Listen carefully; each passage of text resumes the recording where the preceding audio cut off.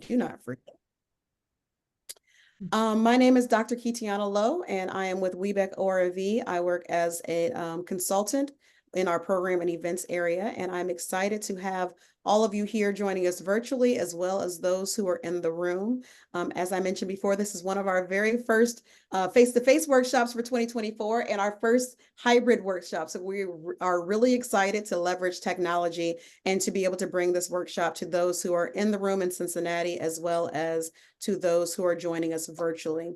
The first thing I would like to do is invite the Vice President and Director of Diversity, Equity, and Inclusion of the bank, Sansire Frazier, to, I don't know if you're coming to the front of the room. I don't see you. Wait, I do think I see you moving. I'm looking at the owl. So let me actually spotlight this so that way everybody can see it here. Can everybody on the virtual, can we all see who is, I'm looking at Barb Smith is actually who I'm looking at. Hi, Barb. So let's see if we can, let me pin as well. There we go. Dr. K. Yes, I can hear you. This is coming back around. Oh, here I am. There you are. There you are. Now we see you. Are you ready? Yes. Well, I almost said good morning. I've been running a mile a minute so far today, but welcome to First Financial Bank. My name is Sansire Frazier. I'm Vice President, Director of our Diversity, Equity, and Inclusion Program. We're excited to have you join us at our lovely facility in Cincinnati. This is our 4th and Vine location. This is one of several community spaces for small businesses, nonprofit organizations, and even some personal recognition, if you will. We're at 4th and Vine downtown. We have another location right across the river in Covington, 6th and Madison. We have a Mason location as well, Mason Montgomery. We have a recently opened location in Roselawn. The Roselawn Banking Center has a space off. We have Walnut Hills. We have Harrison as well. Why do I share that? We design these spaces specifically for small businesses because we understand that in some cases you don't have a standalone office, right? You typically meet at Panera or McAllister's, or maybe even have some type of co-working location. This space, and it's hard for those of you who are virtual, this space alone, we have a few tables already set up. We can seat up to probably 50 or 60 comfortably with tables. Without tables, about 150. We have conference rooms to the right of me that holds up to 24 in one and about 6 to 8 in another. If you have information, or if you have interest, I have cards here. I can make sure that I send the information. As far as the link to reserve, there's a vetting process to make sure that we do our due diligence as a bank, of course. But at the end of the day, we're proud to be here in Cincinnati as a corporate partner for WeBank. Thank you for choosing this location. Thank you for choosing us. And hopefully we are even your banking partner.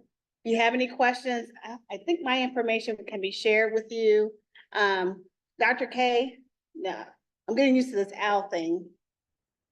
If you want to share my information with those in attendance, feel free to do so. And I'll make sure I connect you to the right person. I sure will. I will drop your information in the chat for those who are on the call. Thank you. Any questions online or? Okay, thank you. Thank you. Thank you. Thank you so very much and for opening up your absolutely beautiful facility to us. And the next person I would like to introduce is Cheryl Borland of Council of Greising Mazio Law. And Cheryl is going to be sharing, she's going to be our facilitator, not just for our workshop today, but as well for our panel discussion. And she has a wealth of information that she is coming to share with all of us today on strategic partnerships and strategic alliances and joint venture partnerships and the differences between the two of them because they are not one and the same. So without further ado, Cheryl, we thank you so very much for your time and your commitment to the organization, and the floor is yours. Great, thank you, Dr. Day. So before I start, I want to remind everyone in the audience that this is for educational purposes only. This is not legal advice. unless you happen to be one of my clients in the room, and then it is reinforcement of previous legal advice you've already given. But it's been an honor to be here for ORV, to share this, and take it a little deeper than other presentations that I've done in the past. Because I'm gonna talk and focus on 3 different types of inorganic growth strategies. What they are, because words matter. And labels matter, and these are legal terms of art. And I'm gonna focus on what the differences are between the 3 types. And these are strategies much like relationships we have in our personal lives. So I will compare them to, partnering agreements, would be like your dating world. Your coffee dates, a one-off event, see if you like each other, see if it works. Your strategic alliance is gonna be more like you're going steady. We click, things seem to work, we're gonna work together for a particular type of project for a different period of time, you're going steady. Your joint venture is you're now married, and the new company that you create together is your baby. So those are the 3 iterations as you move through this process.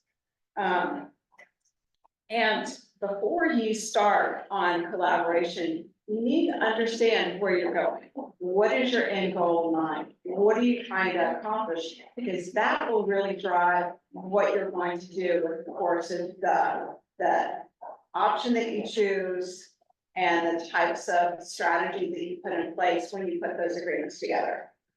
And I'm old school, so even though I have PowerPoint, I am my notes. Next slide, okay. That's my background, everybody knows who I am, so. This presentation will be provided to you, you can see it later. But we start with end in mind. You can grow your business through collaboration. But you have to do it with clear intention and making sure that you protect the legal and proprietary and intellectual property that's involved in your business. Next slide. Things to consider when you're thinking about collaboration. What is your goal? What are you trying to accomplish?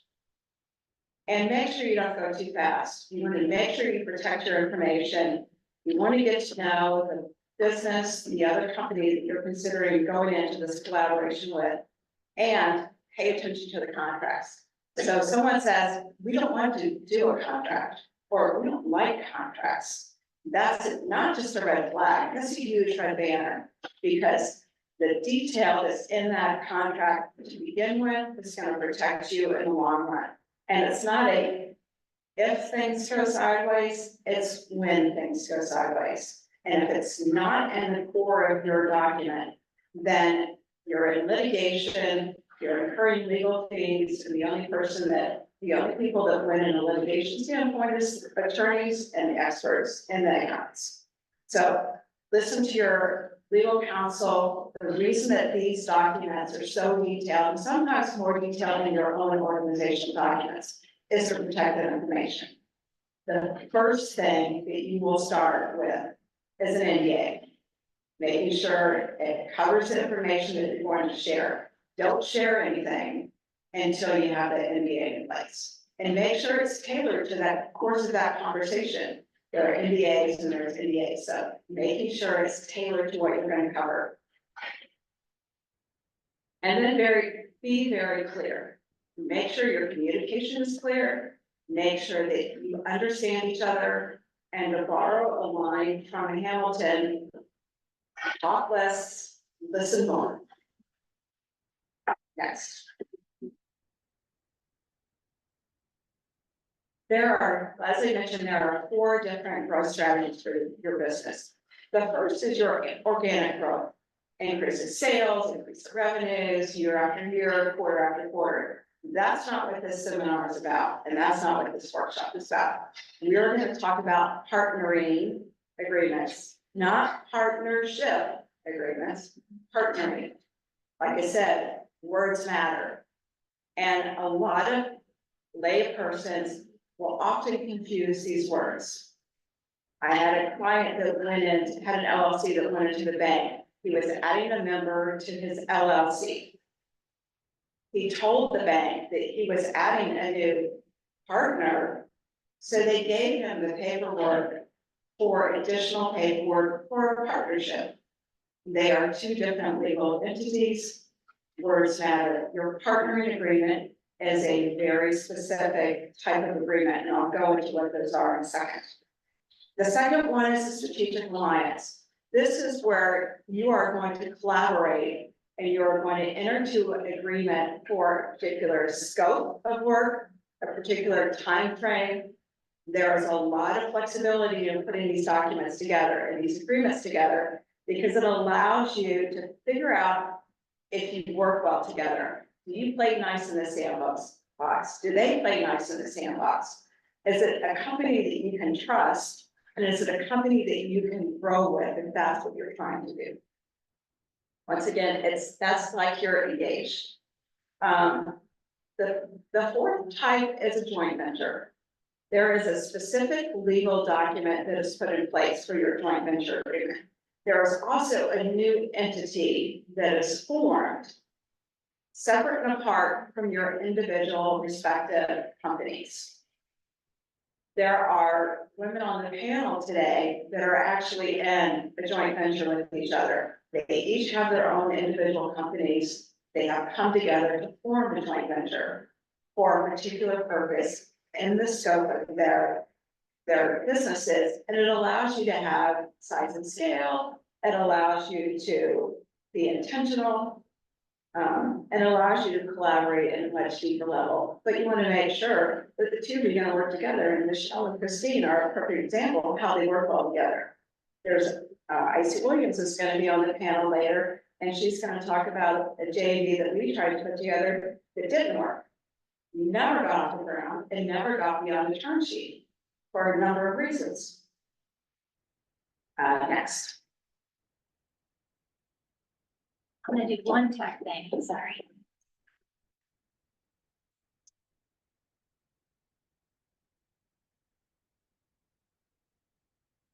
Sorry, everybody. Can't get it to go. Shut down your chat previews. So the chat box doesn't come up. It's the little carrot that needs to come up and then click on that. Perfect, there you go, sorry. Technical difficulties. Next slide. Partnering agreements, types of back. Different types of partnering agreement are going to be your master service agreements or master supply agreements. They're going to be your exclusivity agreements on minimum supply contracts, the obligation to only work with each other. It is not, once again, a partnership agreement. And my clients, I'm sure, get tired of me telling them, stop talking about partners, stop talking about partnerships. That's not what we're doing there. It's also, another example is subcontractor agreement, where you are actively going to work with a particular company for a particular project.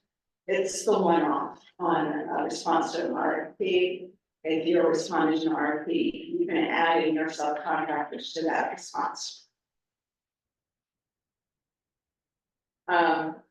Make sure as you're going into these types of collaborations that you have a business attorney that understands these kinds of agreements, understands certified or certifiable businesses, and making sure that you don't inadvertently upset or destroy your certification status in these various options. Those are very important. There's a lot of attorneys out in the world. There's a lot of really good business attorneys. They don't necessarily know the world of certification. So that's a nuance, and it's important that you make sure that you have someone that does understand those things.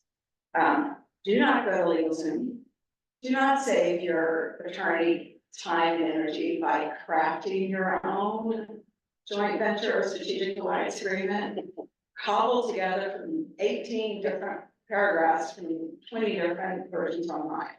And I was a little surprised, as much as LegalZoom has been the nemesis of my existence as a practicing attorney for nearly 30 years. But even more discouraging is the fact that I have clients now come to me and say, I saw on TikTok legal structures, tax strategies, and things that I ought to be doing. Don't do that. You will make your attorney's head explode. So, but they do need to be tailored. And the strength of these contracts are very important. I had a client in Dayton that nearly lost her business as a result of a poorly drafted contract that probably was written by puppets and crayons.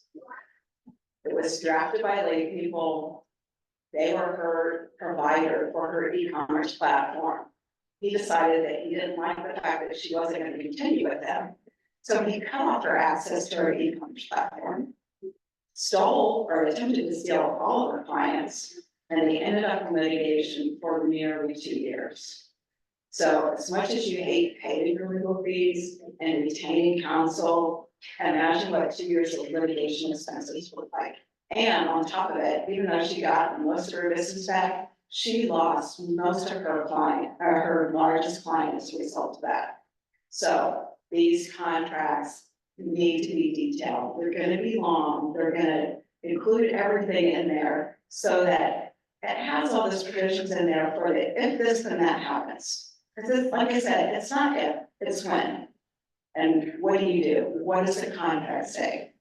Any of you young Sheldon and Big Bang Theory fans, whenever he gets into a dispute with one of his roommates, he refers back to the roommate agreement. This is going to be your roommate agreement. It's going to have everything in there that could possibly happen. And if it doesn't happen, great. You're the exception to the rule. But when things do happen, you want to be able to go back to the terms of your contract and see what it says. So a strategic alliance, as I mentioned, is a specific partnering type of agreement.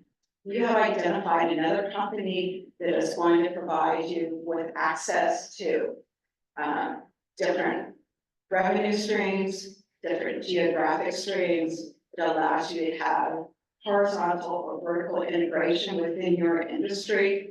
It is a very intentional document that's put together for the two of you to accomplish a purpose for a period of time. And it includes in that document the kinds of contributions as far as personnel, resources, marketing, capital, equipment that's going to be used to accomplish that purpose. It's also going to accomplish for you protection for your intellectual property, your confidential information, your trade secrets, your customer relationships, so that if it does fall apart and you decide to go your separate ways, the person that you're working collaboratively with cannot go back to your client or your customer and say, yeah, forget Barb.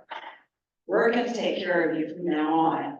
And this is how we're going to do that. You don't want that to happen. And the only way that you can prevent that or stop it if it does happen, because let me just tell you, people will steal your stuff. The only way to protect yourself after the fact is to have provisions in your contract that protect you in the event there is a breach of that confidentiality, that you can go in and get your legal fees back for a breach or threatened breach without having to prove damages, without having to prove justification or have evidence. The strength of your contract allows you to do that. Next.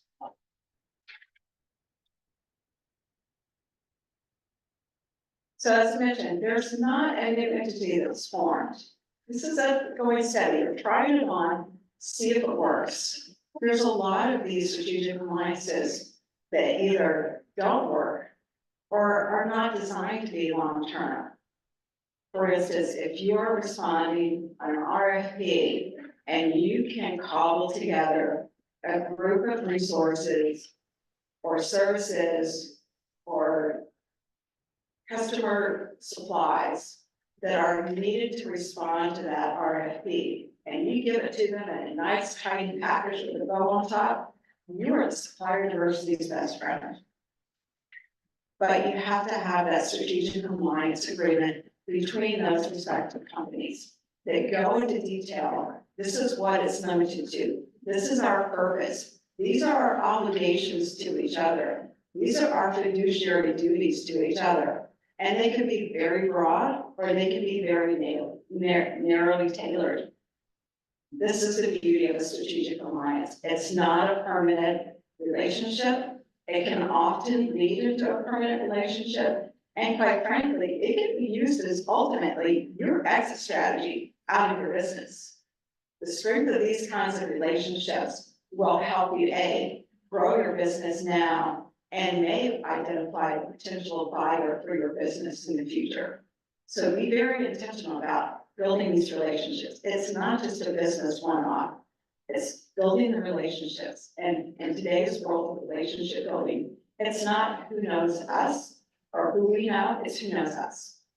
What's our reputation? What's our integrity? Are we ethical? Are we going to be a good partner in this relationship? And can we be trusted? First and foremost, can you trust the person that you're getting into business with? Next. So a joint venture is, as I mentioned, you have two different companies, company A, company B. You can do the same thing, you can do different things, but you come together for a united purpose and you create a new entity. There is a new baby company, NewCo, that's formed by the two of you and properly structured. You can certify that NewCo as a diverse-owned business. And you can do these joint ventures, big companies to small companies to big companies. You can do them with a certified or certifiable business and a non-certified or non-certifiable business. Icy's example is a relationship where she was going to own 51% of the JV with her NWBE company. The other 49% is going to be owned by a white male-owned company to do a particular purpose. It started with NDAs, it started with the term sheet, and never really went farther than that.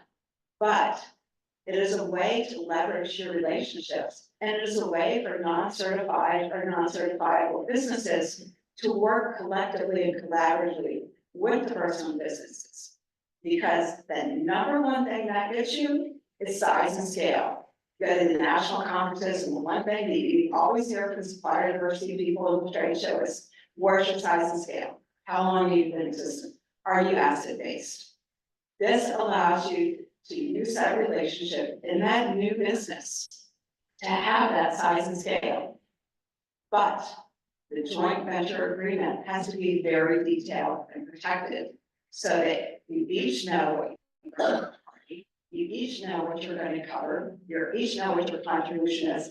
And for God's sake, make sure you have an exit strategy in it. So if it doesn't work, how do you unwind it? How do you undo it? But you start with the NDA and you start with the term sheet that clearly outlines all of those roles and responsibilities within your joint venture. Unfortunately, you go to the next slide. Unfortunately, oftentimes, joint ventures and strategic alliances are confused with each other. There is a very distinct difference. But a lot of the principles and a lot of the planning and a lot of the thought processes that go into putting together either a strategic alliance or a joint venture are the same. It's the same business points. It's the same responsibilities. It's the same protection of confidential and proprietary information. It's the same protections for IP.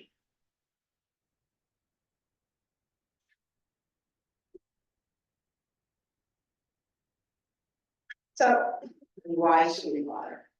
Really seriously, it's a lot of work, a lot of attorney's fees. Why do we need to bother? Because it allows you to pool resources. You can work with a company that has the resources that you don't have, combined with the resources that you do have. Once again, for size and scale. You share the risk. You can go into a new market, you can go into a new region together. Or the company that you're going to be in this joint venture or strategic alliance are already in another geographic region. You bring all of the good things for your company and join it with theirs, and then you expand both economically, but also geographically. You can leverage your complementary strengths. Somebody might be really good at one thing, the other company is really good at it. Together, you are stronger. To borrow a phrase, together we can be stronger. But you have to have a strong agreement put in place. It allows flexibility, it allows for synergies. It allows you to do either vertical or horizontal integration and within your space or beyond your space. And it's a very effective tool as you are scaling, as you are growing. And ultimately, you can structure your joint venture agreement such that if you decide that you want to exit the arena, you want to retire, you want to sell your business, you have an instant person or company that's in line to buy you. One of the problems that we run across, and I've been doing diverse on businesses for a long time, one of the things that I've seen as the biggest impetus or obstacle for diverse on businesses, how do you scale? And how do you exit? How do you grow a business for 20 years or 30 years? You pick up your head, you've grown a wonderful business, but a lot of your valuation is stuck in the fact that you are a certified business. You're a diverse on business. If you are in a joint venture with somebody or a strategic alliance, you have an automatic person or company that has an interest in moving forward with what you've built. And if they are certified or certifiable, then you can maintain the value of your business. Structure the sale so that you have an exit strategy without having to buy or pay a business broker. Now, let me just tell you, if you think legal fees are bad, look at a business broker's fees. I think I want to be a business broker as opposed to legal services because they make 10 times what we do. So if you have a built-in exit within these types of agreements, you have the opportunity to grow your business exponentially and have a way to exit. So that's why we water. That's what its benefits are. Next. The cons are someone can steal your business if your documents aren't correct. There's a lot of cost and expense that goes into putting these documents together and negotiating them on each side. And if they fail, the risk of disputes, the risk of legal challenges, the risk of litigation is pretty extreme. Making sure that you have those protections in the agreement can protect against that. We cannot make you bulletproof, but we can protect against those risks. As like I mentioned, I've been doing this for 30 years now. The only thing that's worse than your own personal divorce is a business divorce. And they get ugly and they get expensive really quickly.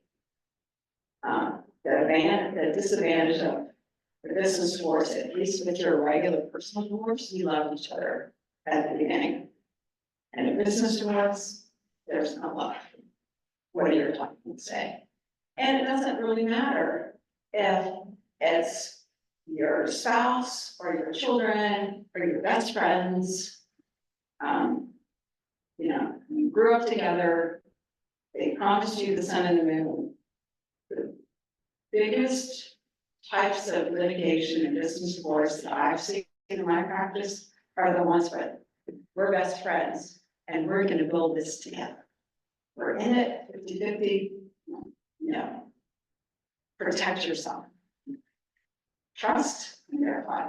Protect yourself. Protect your business. Because it's not just you in that business. It's your other members, if you're an LLC or other shareholders. It's your employees. It's your customers, protect your business.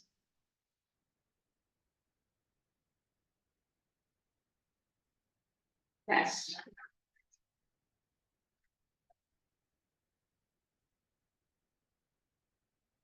So joint ventures function as a new entity. They can also function collectively with the founders. So Christine and Michelle have their own businesses, but they can also work collaboratively with their individual businesses and also work on a project with their joint venture together. So it provides you some flexibility.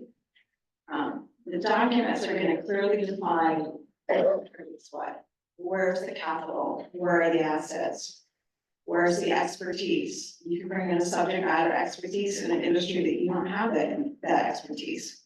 How can you work together to increase profits, increase revenues, and expand your margins? Because that's really what it's about.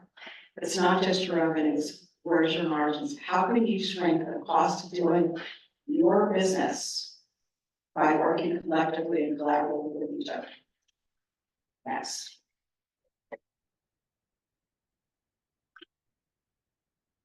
You are forming a new entity.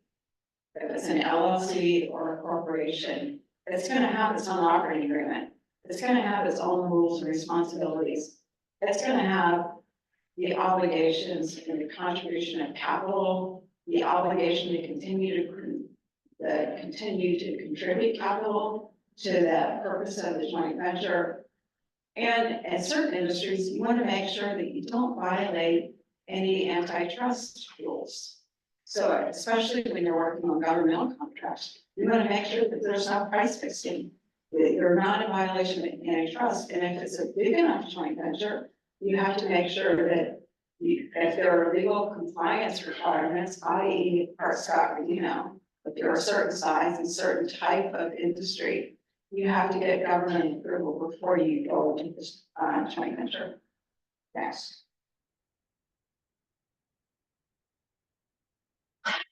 So as I mentioned, there are benefits. There's access to capital. There's access to markets that you didn't already have. You can expand your business geographically. You can expand your business within the industry.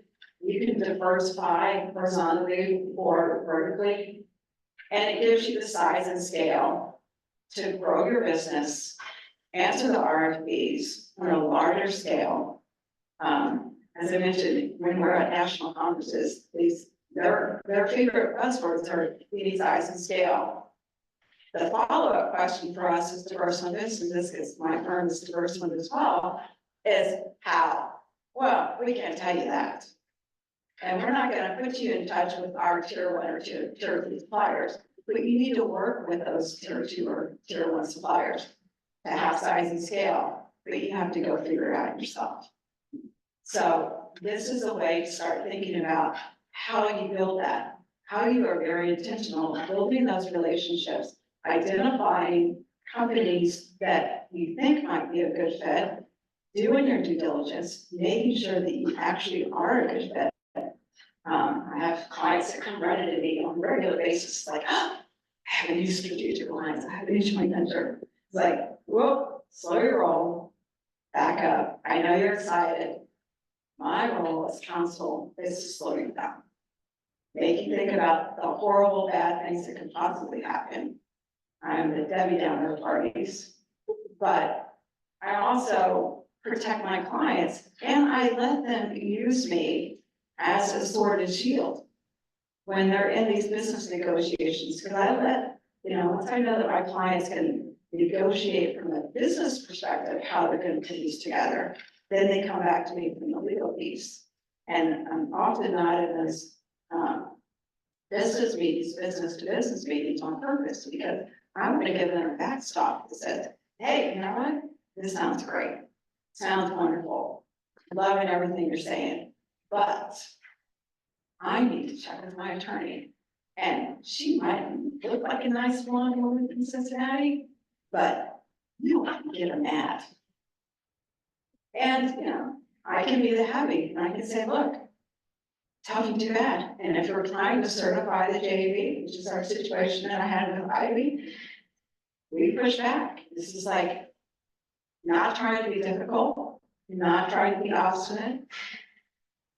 The way that you have presented this proposal is not certifiable within WeBank, and it's not certifiable within an MSDC or OMSDC. And it stalled the process. Add a WeBank certification or NMSDC certification is a huge hammer when you're trying to get something accomplished in a contract. Because you can't do anything that will upset that certification. And if the JV was trying to be certified, you have to make sure that you have the ownership, management, and control piece in place. And if it's not there, you're not certifiable. That's.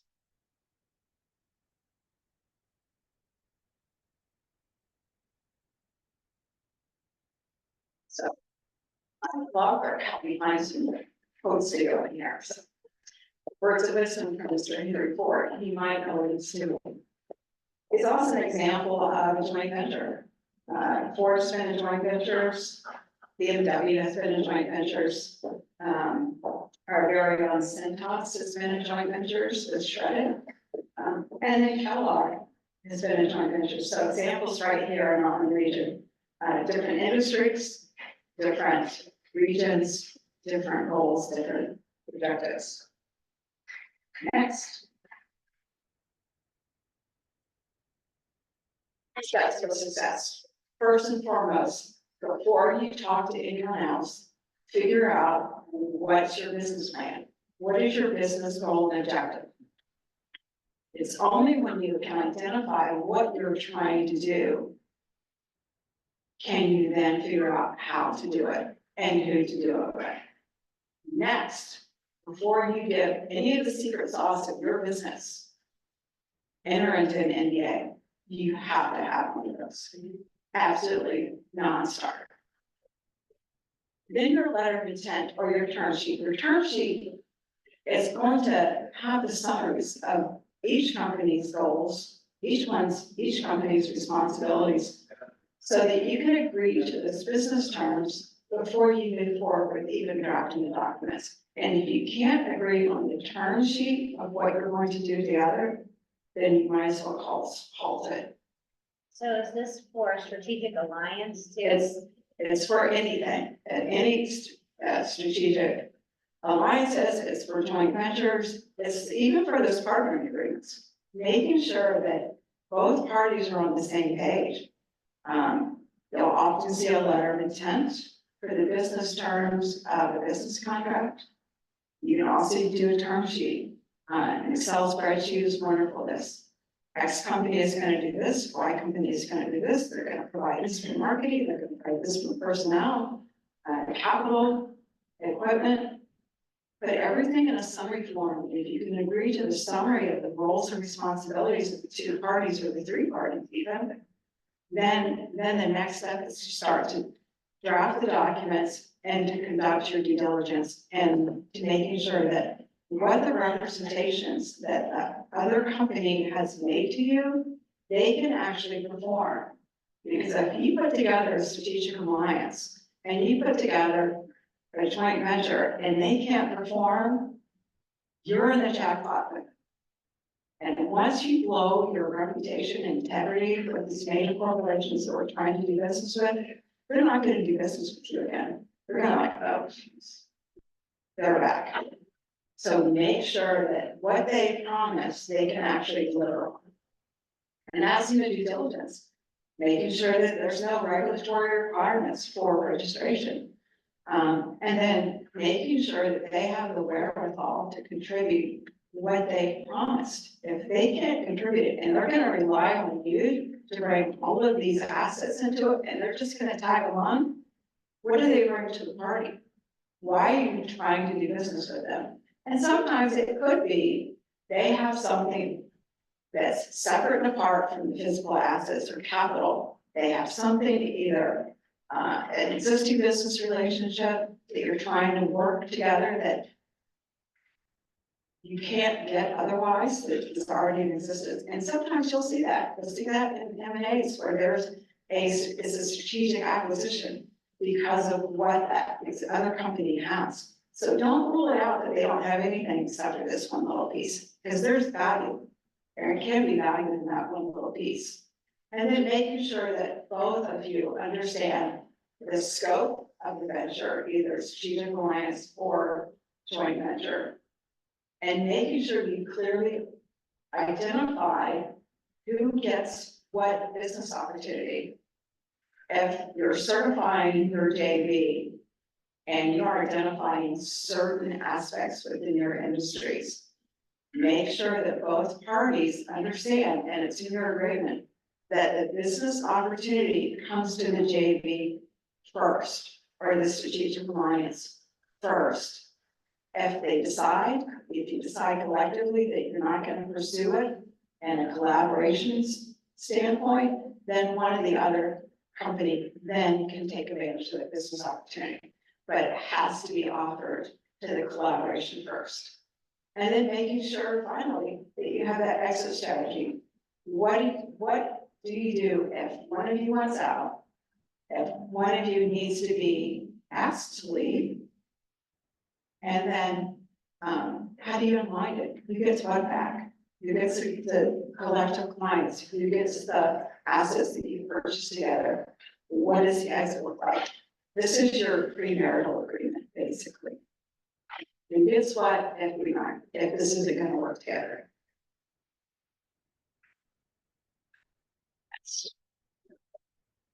So your 10 best practices, and I'll make sure you get this, but first and foremost, because in a strategic alliance, you don't necessarily have to have a written agreement. A partnering agreement, you don't necessarily have to have an agreement, but you're a full party if you don't. Because that outlines how the parties act in conjunction with each other and what to do when either party breaches it or fails to perform. Communication. Call versus email. It's easy to email. Words are often misconstrued in an email or a text message. If there's an issue, address it immediately and address it with an either in-person meeting or a telephone call. Don't let it fester and resolve it as soon as you identify the issues.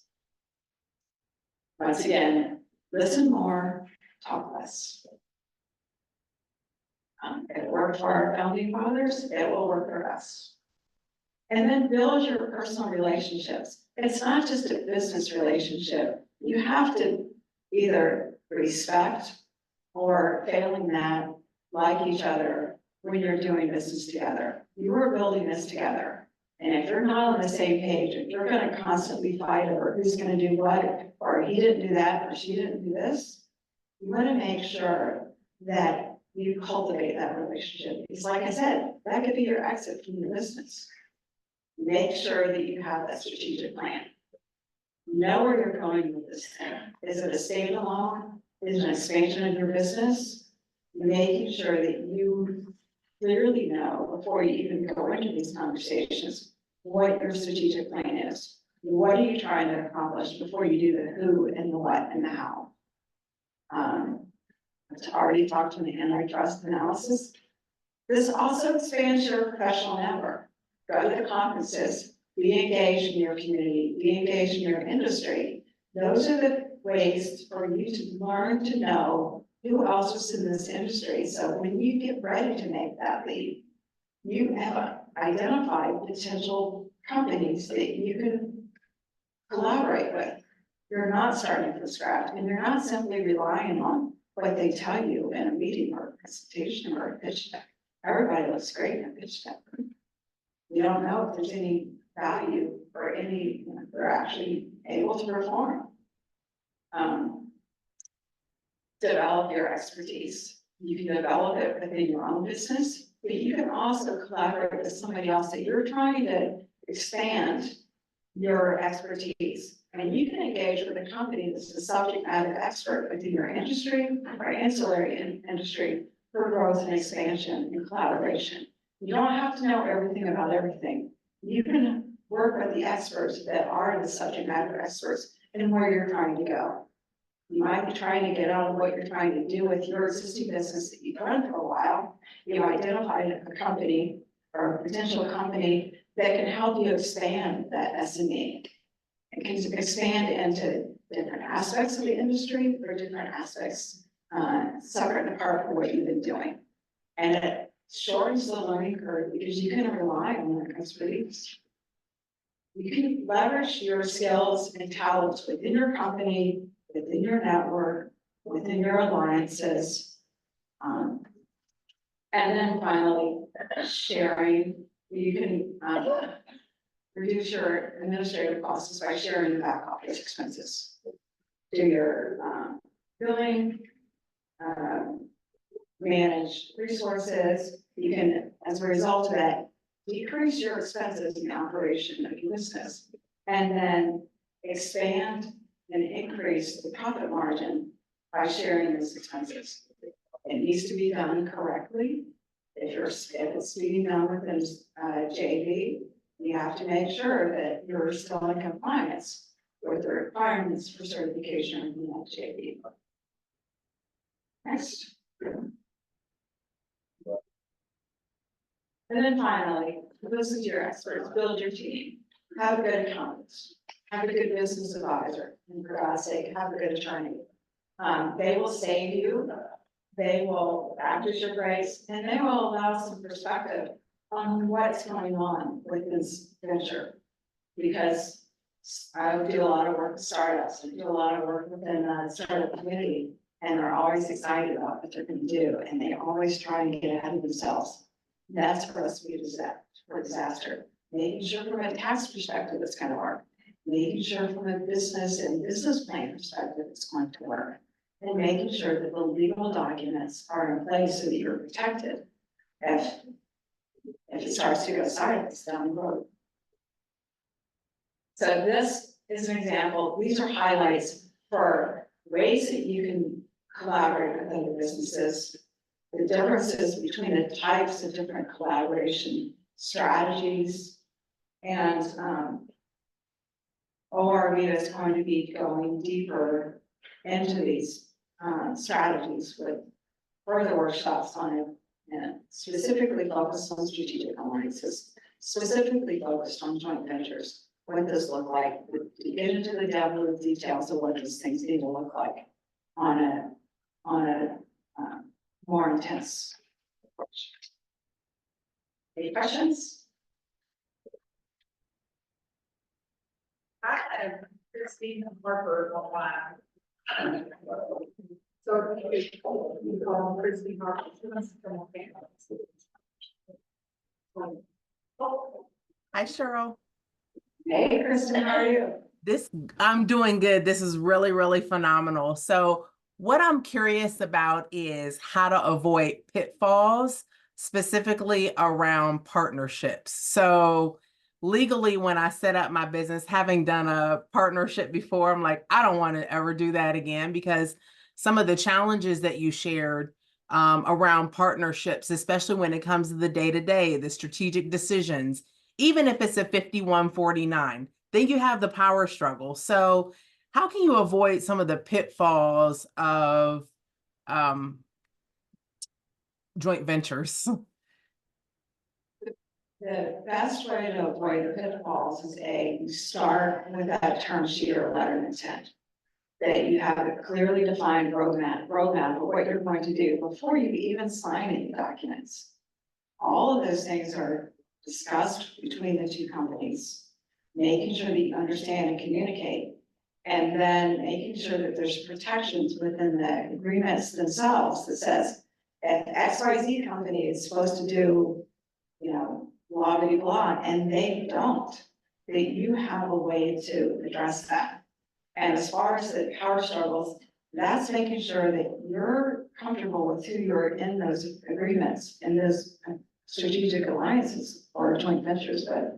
And I really don't recommend going straight to a joint venture. You want to try it on for size first. Go into a strategic alliance, see if it works, see what needs to be tweaked, making sure that they're going to do what they say to do. And if they're not, how do you get them out? It's easier to get them out of a strategic alliance or a partnering agreement than it is to get them out of a JV. Thank But you. no, like date them, for lack of a better word, Kristen, date them, make sure that they are who they say they are. And their company has the ability to perform, because like I said, if you go and you respond to an RFP and you're joint on that RFP or they're in your chain, if it goes sideways, they're coming for you. Mhm. And as it relates to confirming their ability to perform, what are some of the tools or resources around due diligence? What are their financials look like? What do their existing client base look like? Are they heavily focused on a particular client or industry? Which, depending on what you're doing, could be good, could be bad. Making sure that you kind of like check around, like, we live in a big, small world. Check around, see who, mention, if you're at a conference, mention, XYZ company to people, if you're like kind of dating them, investigating them, making sure you're doing your due diligence and they don't post. That's who you don't want to be doing business with. Or see, on the public RFP, see who responded and see if they're still on track.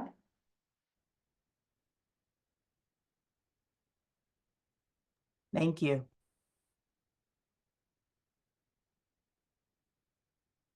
Possible to form a strategic alliance after you've gotten the RFP, versus going through all the effort before the RFP, and then if you don't get the RFP, that would be a lot of work. So the question was, can you form your strategic alliance after you've submitted for the RFP and have been awarded? The answer to it is yes, provided you don't have to disclose who is in that, in your response to, on the RFP response. Different RFPs require different requirements when you're answering them. And if you can respond and not have to identify who is going to be performing services along with you, then you can figure out aspect, provided you have the runway, the time frame in order to identify who that is. And it might be good to have an idea of who you're gonna work with and collaborate with before you respond, and then if you get it, then you can go through the process of doing the agreement. I have another question from online. It's kind of a two-part question, Cheryl. Can you give a specific example of a partnering agreement and or compare it and contrast it with a strategic alliance? And are there ones that are better for small businesses? So an example of a partnering agreement is, the classic example is going to be a subcontract agreement. You are engaged to do a particular job and you need to subcontract certain parts of that job, whether it's responsive and RFP or not. That's one. The other one is where it's a master service agreement or master supply agreement, where you're going to perform certain services for another company and you have to engage other companies besides yourself to comply. They still need to cover the same kinds of things that are going to a strategic alliance agreement. Who's going to do what? What happens if they don't? Because if you're relying on your subcontractor to do the work and they don't do the work, it's your neck on the line.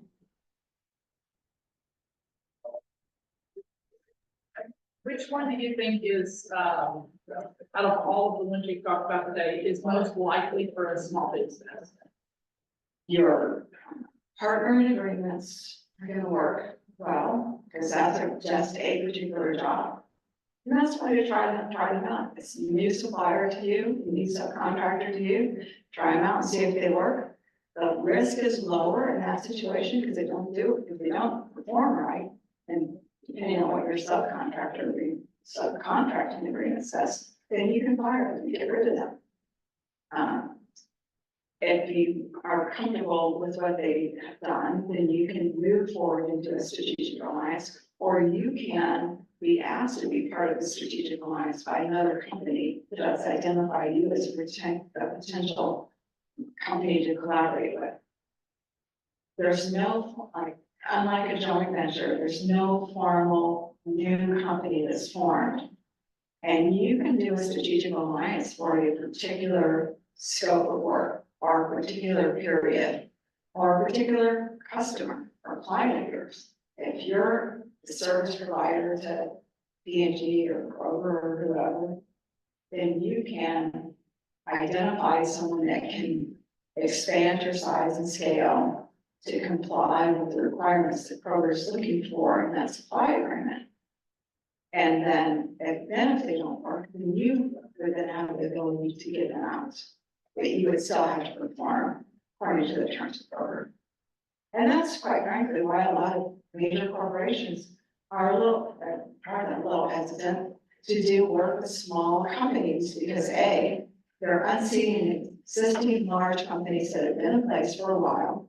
And B, it's a risk on that supplier diversity of that purchasing manager to sign a contract with a smaller diverse-owned business, or even just a small company to begin with. And if that small company is unseated and a pre-existing contractor for a period of time, screw that. The risk is on the person within Kroger. And they're gonna get that axe, and as a result, you'll never do work with Kroger again. I'm just picking on Kroger, that's not facts, but as a way of example.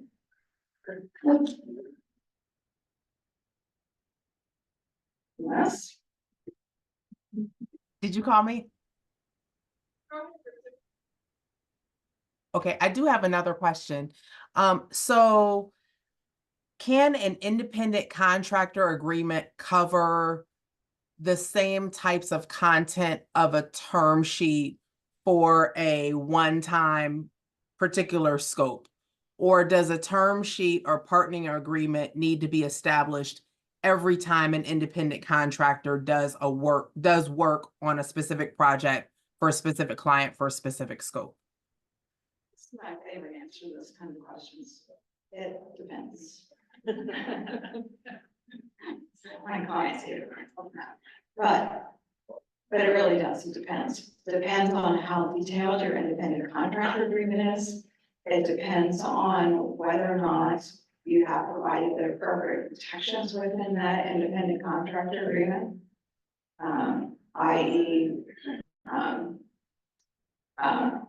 rights to the work that they perform. And it also will depend on whether or not you can properly call them a 1099 contractor. Do they meet the legal testament requirements to be an independent contractor? Or are they actually an employee that you're trying to not have to pay salary and benefits for? So you don't necessarily have to have an additional agreement per se, provided you've addressed all of those in your underlying independent contractor agreements. Is it a work for services? Are they prohibited from competing with you if you terminate the relationship with them? Do they have right to primary access to your clients, so that if you terminate them, they're going to go and call John Smith at Kroger and say, hey, I've been doing this work for Kristen for years, and I've now been terminated, or I've decided to form my own company, which is really how that's worded, and I'd like to continue to do this on my own behalf with my own company, and you don't need to worry about Kristen anymore. That's addressed in the independent contractor agreement. But thank you. I appreciate that. The strength of your contracts will save you every single time. And if you present somebody with a contract and they say, I'm not gonna say that. No, I can agree. Then you don't have a problem. Or if they say, we don't do contracts. That's when you really want to walk away. Because if they're not willing to do a contract at all, that's a huge red banner. That's when you get into the he said, she said situation. And revisionist history is a real thing in the community. Anything else? Are we good? Yeah, we're fine. We're at time. All right. We're gonna set up the panel. We're gonna let you guys have a little bit of a, restroom break. The restrooms are down the hall to the right. And then we'll get it back. So for those of you that are here in person, there's coffee and water, and then if you're looking for a restroom, there's 2 restrooms back, with the wall. You better have a drink of coffee. And then some French fries.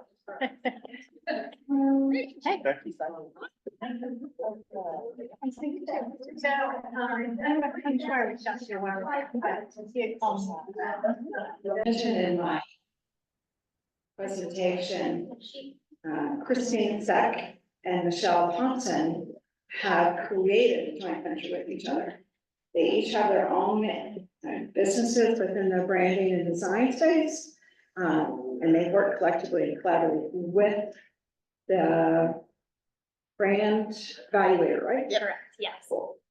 And then we have Barb Smith, who is the president of Journey Steel. She is our ORV star this year.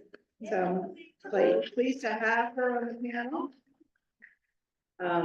And she is the owner of Journey Steel and is in an 8A SBA joint venture currently. And then we have Icy Williams, who is retired P&G supplier diversity director. Had a couple other iterations along her journey after that, including a failed JV because they couldn't get the whole concept. I don't know what's wrong with them.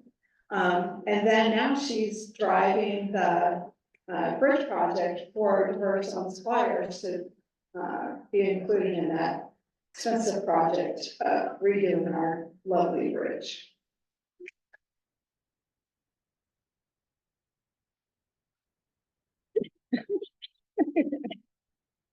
So Michelle and Christine, can you tell us how you started and what brought you together in this JV? Christine and I actually knew each other for several years and had worked together separately, but when at different companies. So we knew we had a really good relationship. We had a similar style process. And then we came together after we both left our own business or left the companies we were with, started our own businesses, but we knew we had a common purpose, that we had a tool that we wanted to develop together and work together on different types of branding projects. And so I have the creative side and Christine has the messaging and the verbal side. And so we had a lot of opportunity to come together for scale and use this tool that we were developing. So that kind of spurred us on to create the brand evaluator. To your point, we dated each other when we were on our own, just testing the waters of what it would be like to be an entrepreneur. So we did some projects together before formalizing it as a JV. Barbara? Well, I'm not in the JV with them. You have your own JV. You have your own JV. Yes, and so I am a 8A contractor, and so we got our JV, and how that came to be was basically attending network sessions. The city of Cincinnati was trying to attract larger minority companies to the city. And so by being one of the contractors that wants to sell Cincinnati, I was in the room with a contractor out of Kansas City. That was a former 8A company and it was very successful for them. And through our speed dating process, we saw some synergies, we hit it off. And after that meeting, we talked about, hey, they can help us maneuver through the 8A space. It was a win-win. So it was, the cultures aligned, everything about that company just was a perfect fit. And so I fell into it actually just by attending network sessions, being in the room where things are happening, and didn't go in with that purpose, but that was something that we needed. And we were able to find that. And so it was a match made in heaven. And Icy, can you talk us through your journey with PAC Team? Certainly. So PAC Team became Atmos 360. But I would say the journey, if listening here today, I would say I would have started earlier with the dating process, really understanding who it was that I was trying to join up with. And this process started for me because it was through a friend that was at the other company, who believed that there were synergistic opportunities between our two companies, and that's where it started. Great, thank you. If you knew then what you do now, what different approach could you take? The different approach would have been is not relying so much on the friend's advice or the American company. I would have started to date the international owners.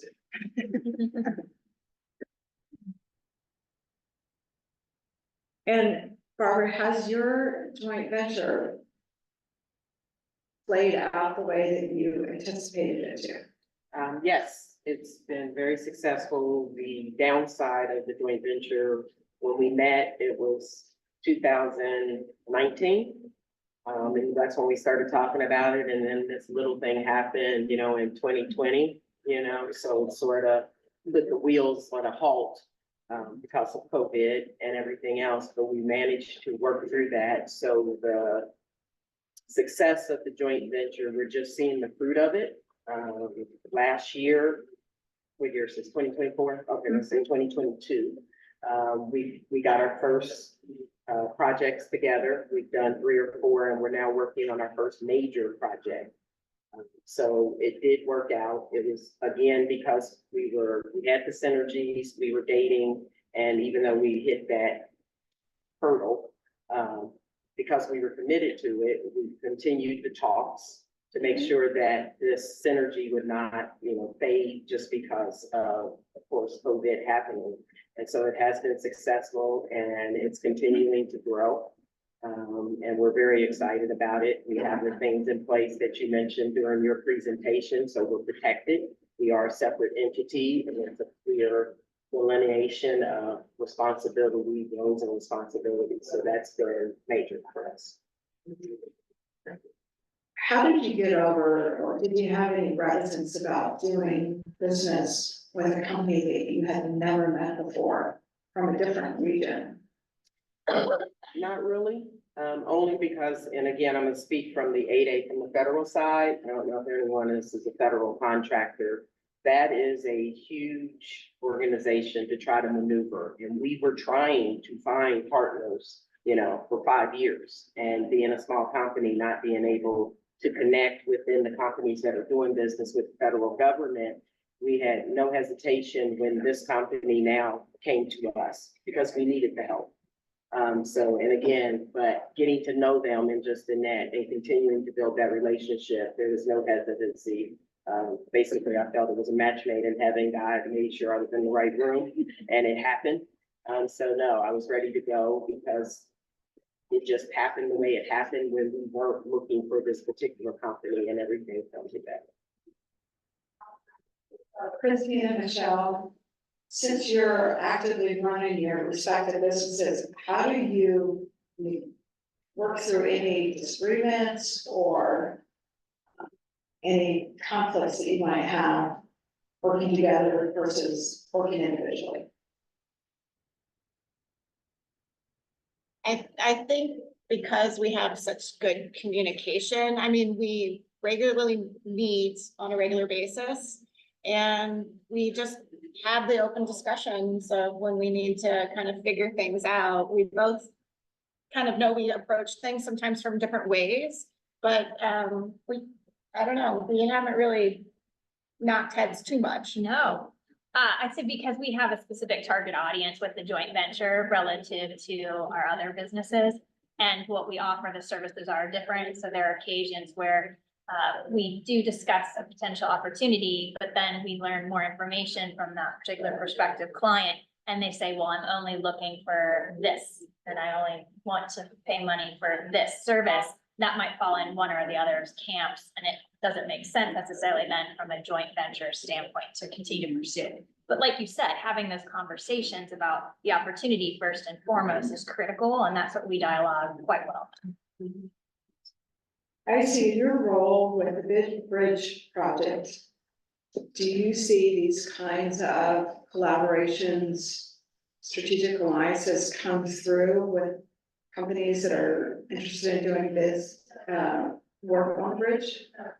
Absolutely. I mean, you know, for instance, even during the pursuit of the, Brent Springs Bridge project, the prime contractors formed a joint venture. So there are two major, very large contractors who came together, which is Walsh and Kokosi. So there is the Walsh Kokosi joint venture. Then they partnered, or they did partnering agreements or teaming agreements with a number of other subcontractors, which is AECom, Jacobs, Parsons, and Web Ventures. So I saw it doing my supply diversity days with the Procter and Gamble Company. I'm seeing it today, $3.6 billion project coming through the greater Cincinnati area and Covington area. What advice would you give to the business owners today on cautionary tales, pitfalls? I mean, you have provided the best foundation here today. Really, you know, being very specific around why do I want to do this? Understanding that and then putting the paperwork in place to make it happen. And then I will call back again and say, really get to know who you're gonna get. And I'm gonna use this term, in bed with. It is so important to build that relationship on the front end, to get to know the company, get to know individuals within the company so that your values and your principles align. It is so critical. Barbara, same question. I would say, just someone say ditto, what Icy said. The cautionary is know who you're getting the bid. Make sure that the culture is aligned. It's beautiful, you know, and said you have their relationship because I've been divorced twice, so I've definitely learned in the personal end. You gotta know this before you go in to make sure, because if there is conflict, if there is anything that is a potential hurdle, you already have the like-mindedness to know that why are we in this? We're in this for mutual benefits. And so it's not it's me, it's you. And, you know, it's not a dog eat dog, it's a collaboration. So basically, I would just reiterate everything that Icy said. It's paramount that you know the individual, the companies that you're getting in bed with, because it is for the long haul. And how are you gonna work with the problems? Like you've already said, there will be things that are gonna happen. Thanks be to God, nothing has happened, you know, within my JV yet. But I have faith to know that if it does happen, you know, I know who I'm in bed with. I know who I teamed up with. I know who I teamed up with, and I'm confident to know that we can make it work because of why we teamed up to begin with. It's for the benefits of both our companies, and we're both putting things in and getting something out. She is about input. She is.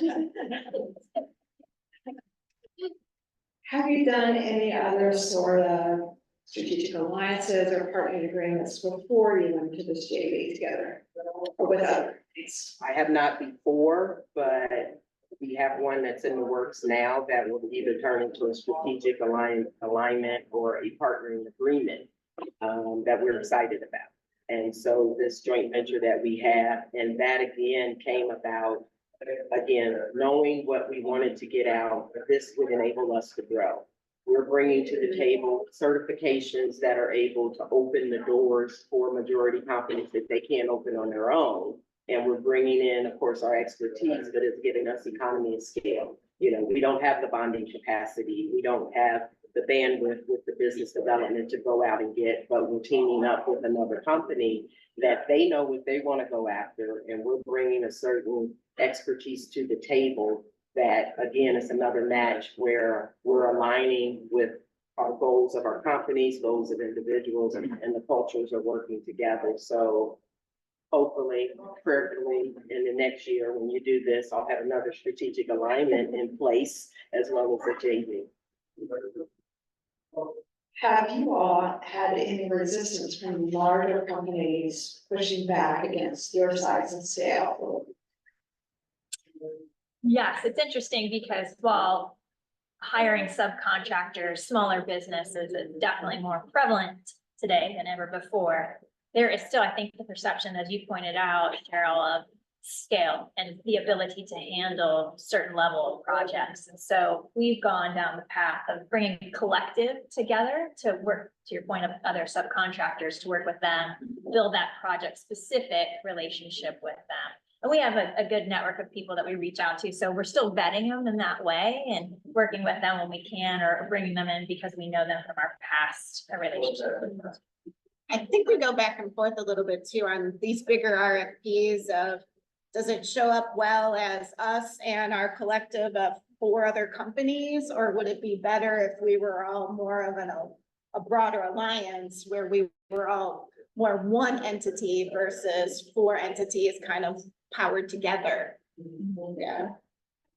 Working through that. Yeah. I think as long as they have you guys to go to first, before you get to the other ones, that seems to play better with them.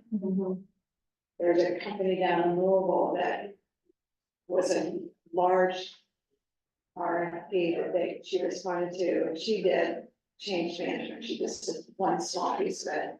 And all the rest of the engineering, multi-million-dollar contract thing, all the other engineering was done by a major corporation. But she was the lead, and this is woman on business, they were able to spend at per being the lead.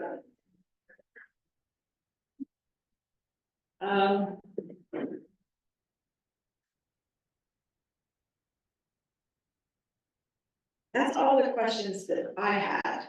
Is there questions from the audience? Or online?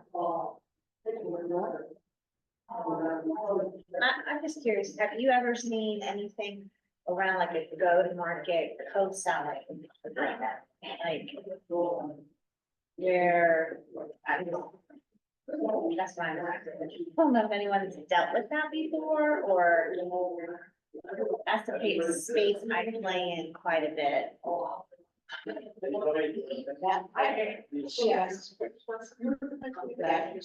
if there was a go-to-market co-selling agreement. There, in this world, there are no standard agreements. They're all very narrowly tailored to the scope of the project and what the parties are trying to do. We just haven't anyone seen anything like that before. As far as, Are you seeing it? Has somebody approached you with one? Or? Yeah, it's all really informal. It's kind of in my industry, it's informal and people kind of partner up. Hey, people kind of partner up and start to talk about, hey, we'll go into this territory together and here's our, 10 prospects we're gonna go after, but I just recently had a conversation over the last 2 weeks, had to like pull it back and say, okay, here's how I like to dance. What I feel comfortable with, and start to negotiate how that feels. And I'm wondering if I need to write something more down, but I'd like to talk with somebody who's maybe done something like that before, or just feel a bit more what I feel comfortable with before we even talk to the attorney about it. I don't even know I feel comfortable with that. I don't know what to think about totally. That makes sense, but I was just curious. yeah, there's not gonna be a good on that. Because you wanna make sure that A, you protect your intellectual property or they're selling, and B, it clearly identifies who the customers, if they're going to Kansas City to sell, your services and products out of your company. Who does that customer belong to? Does it belong to you? Or does it belong to them? What's the role if you're gonna contract with them to go out and sell their services?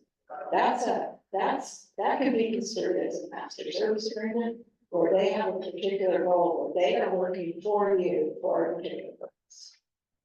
But the revenues and the customers and all the intellectual property protection is your company, not them, it's the marketing.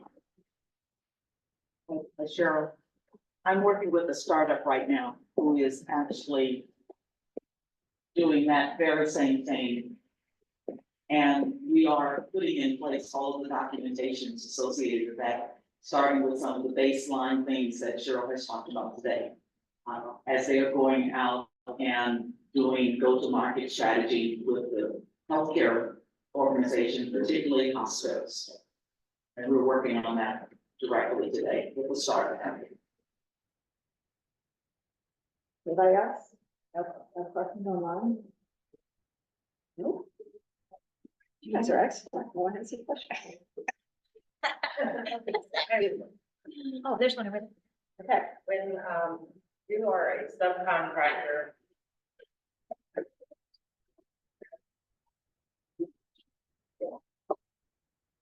You're a subcontractor, for a JV, and, as far as payment goes. My background is accounting, so whether it's federal or any type, are there particular, amounts of draws that come down from projects?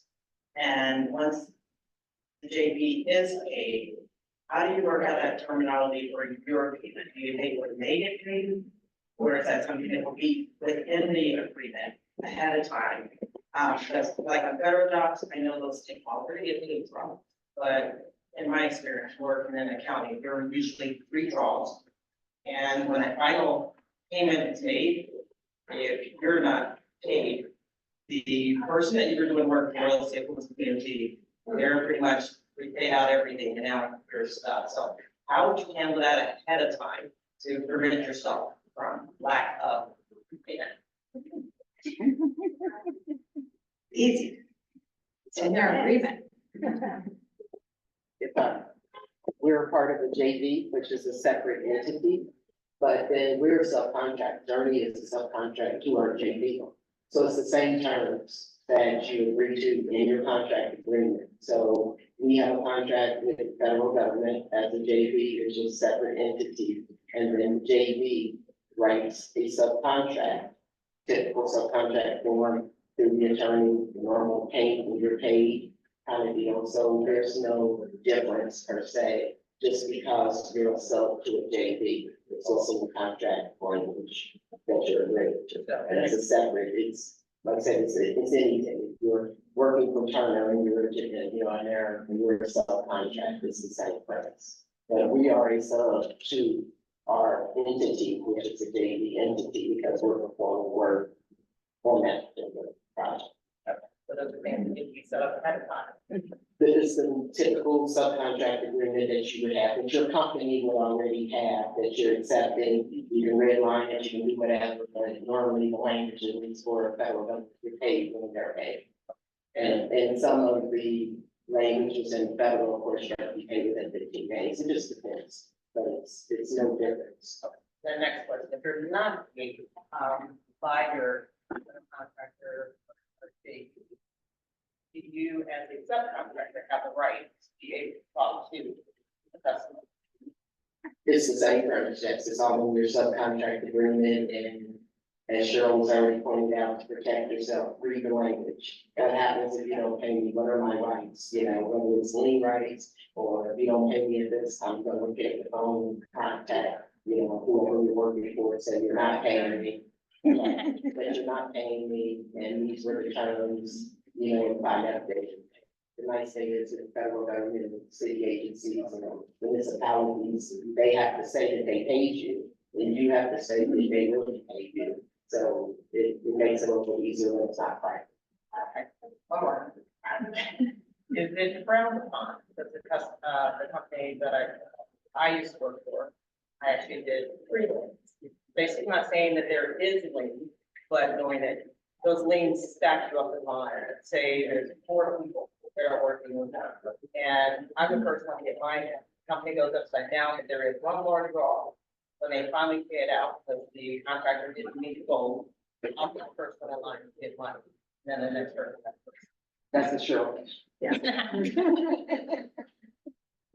So there, depending on the state, there are very specific rules on when and how those things can be placed. And typically, you can't freely. Because services have to be performed or supplies have to be delivered. And then within a certain number of days, which, you know, they haven't been paid, then you can file a lien. And then you have to notify the owner of the property, the general contractor, et cetera. But there are some very specific jurisdictional rules on that. First, second, especially in the construction realm. In order for the draws to be given to the general contractor, there's waivers that are signed by you that you have been paid. And they can't get that draw unless they have this in place. And that's construction, I see it, private banking lending, we used to represent a credit union, I used to have to review the draws for single family homes. So that there are some ways to protect you, depending on the power, like what you're doing, as far as what the project is, you can increase your, you can modify the number of days you get. Federal and state governments are a little bit different. If you're working for P&D, and your payment stream is way out there. And they're not gonna pay you.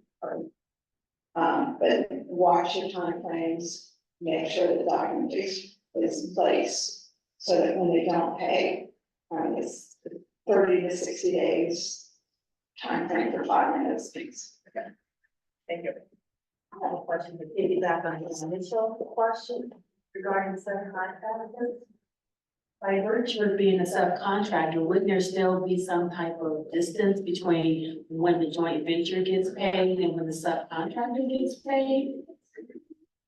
Is that where you were going with that? Yes, it wouldn't be the same terms, and then you have to give the joint venture time to then turn around to pay the subcontractor. So how could she or myself avoid that delay on?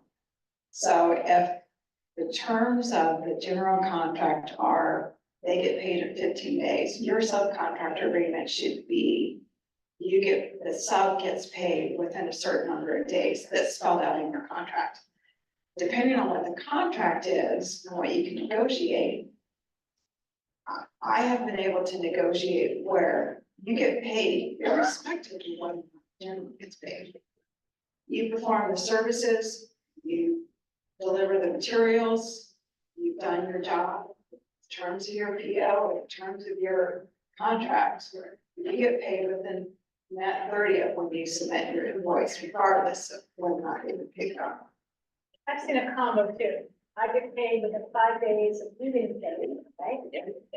But no less than, or at most 6 days later. So I wouldn't get paid when you get paid, but I certainly, if that's the ground on 6 months, I gotta get paid. Yeah. Because there could be something else that's holding up your general contract from getting paid. It doesn't have anything to do with your work. So you want to make sure that you have as much protection in your subcontract agreement for terms of payment and the rights to terminate services if they don't pay you. That's the other thing that goes into this.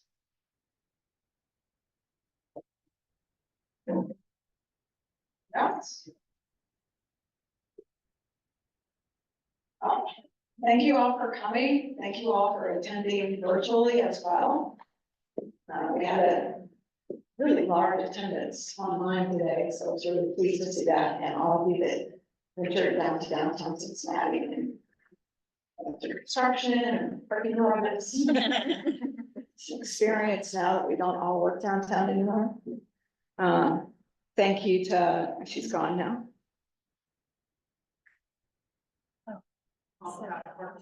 Yeah, right. Thank you to First Financial for allowing us to host the session here today. It's very gracious of them. If you need to host events in the future, please feel free to reach out to First Financial. They're wonderful to work with. And there will be 2 more workshops, as I mentioned. The next one is May 14th. 14th Yes. on strategic alliances, and that will be virtual. So if you attended this session today, you have a free pass to come to the next one. If you did not sign up for today, you can come. It's a very exclusive club. And then the third session is gonna be deep dive July and 30th. changes. And what's the date? July 30th. 30th. This is the voice from Vince. And I think, so the registration links are coming out in the follow-up email. There's also a survey coming out to all of you. The answer, there's feedback, there's things you want to see added into the next 2 or taking that into consideration. We kind of like tailored some of our questions in the presentation today based on your comments that you put in for your registration today. So thank you all for that attention to that. I'll be getting overlooked. And anything else, Dr. K? Yes, so first of all, I want everybody to give Cheryl a hand, either in the room or virtually. Thank you so very much, Cheryl, and to the amazing panel for your time today and for sharing a wealth of information for all of our WBEs, and even we've got some non-certified WBEs who are in the room as well. So thank you so much for that. It's really weird to see my face behind your shoulder. But as Cheryl mentioned, we do have the 2 workshops that are coming up, which are the follow-ups to these, May 14th and July 30th. You all will be receiving an email by tomorrow that will have additional information surrounding those 2 workshops. Because you all participated, you do have the option to be able to bundle the cost for those 2 workshops. Those 2 workshops, I will say, will be virtual. So you do not have to fight Cincinnati traffic or any other big cities traffic. Those 2 workshops will be virtual. They are from 10 a.m. to 12 p.m. So both of them, once again, will be 10 a.m. to 12 p.m. You will receive information in your email. You will have 2 weeks to get in at the bundled rate, which is $175 for those 2 sessions. All that information will be in your email tomorrow. Let me also share my screen really quickly. I want to share about a couple of upcoming events and workshops that we have at WeBEC ORV. We have two opportunities coming up with our corporate partners. We have one left coming up this month with our corporate partner, which is the University of Kentucky. But on February 21st is developing an effective capability statement. So if that is something that you need assistance with, that is a virtual workshop that's coming up next week. As I mentioned, doing business with the University of Kentucky is coming up on the 28th. And then on March 6th, this is hot off the press, we have our first WBE luncheon. So if you are a WeBEC certified WBE, there are limited seats. I believe there's only 30 seats. There's less than 30 seats left because people are already registering. So you will want to go ahead and make your way to our to the WeBEC ORV website. Go under the events calendar and click the link for March 6th and register to attend. That luncheon is going to be in Columbus, Ohio. We're really, really excited about that. And then, of course, if you haven't already seen it on social media, then it's hot off the press for you again. Our save the date has gone out for Catch the Wave 2024, which is August 26th through the 28th. This is our 15th anniversary, so we are super excited about it. And Catch the Wave for 2024 is going to be in Cincinnati. So let me just hit the chat to see if there are any questions. Teresa is saying learned a lot. Thank you all. Final thing before you drop off and before you run out the room, if you are not on your phone virtually, and if you are in the room, if you can use your phone and scan this QR code and go ahead and provide us with some additional feedback. They always say that feedback is a gift, and I firmly believe that as well. So please go ahead and fill out that brief survey and give us some feedback about the workshop today. This link will also be sent to you via email. So if you happen to be on your phone and you're not able to scan it or whatever the case may be, please make sure that you take some time to fill that out when it comes to you via email as well. Anybody else have any final thoughts, questions, or anything like that? All right, hearing none, I would like to say thank you again for participating and for joining us today. Enjoy the rest of your afternoon, and we will see you at our next event. Thanks so much, everybody. Bye-bye.